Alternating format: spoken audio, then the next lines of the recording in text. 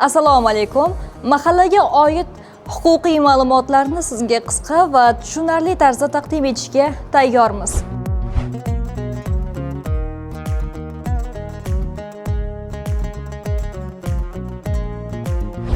Qonun hujjatlariga ko'ra, davlat organlari rahbarlarining mahalla fuqarolar yig'ini oldida hisobot berishi belgilab qo'yilgan. Hozir shu haqida gaplashamiz.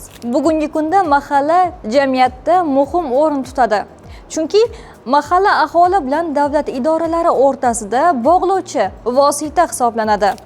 Ya'ni fuqaro o'z muammolari, taklif va murojaatlarini mahalla orqali tegishli tashkilotlarga yetkazishi mumkin. Davlat organlari va rahbarlar faqat ish olibgina borib qolmay, o'z faoliyati haqida aholiga ma'lumot berib borishi, odamlarning fikrini eshitishi va ular oldida javob berishi kerak.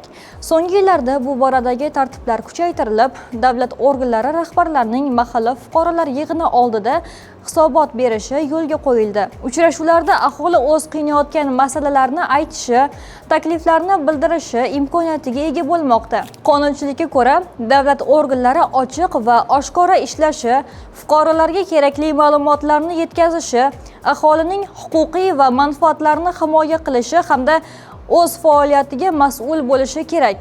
Mahalla fuqarolar yig'ini esa hududdagi muammolar haqida ma'lumot olish, davlat tashkilotlari bilan hamkorlik qilish hamda mas'ul rahbarlarni chaqirib, ularning qilgan ishlari bo'yicha hisobotni eshitish huquqiga ega. Bu esa mahallaning jamiyatdagi o'rnini yanada oshiradi. Chunki mahalla nafaqat aholi bilan ishlaydi, balki davlat organlari faoliyatining ochiqligi va samaradorligini nazorat qilishda ham ishtirok etadi.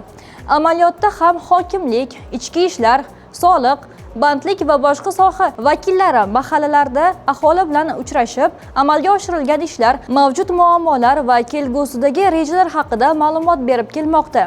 Agar mansabdor shaxslar o'z vazifasini bajarmasa, fuqarolarning murojaatlariga befarq qarasa yoki hisobot berishdan bosh tortsa, qonunda belgilangan tartibda javobgarlikka tortilishi mumkin. Davlat organlari rahbarlarining aholi bilan ochiq muloqot qilishi va hisobot berishi ularning faoliyatini baholashda muhim mezon bo'lib hisoblanadi. Sizni huquqiy yo'nalishda qanday ma'lumotlar qiziqtiradi? Bizga yozib yuboring. Mutaxassislardan birgalikda javob olamiz.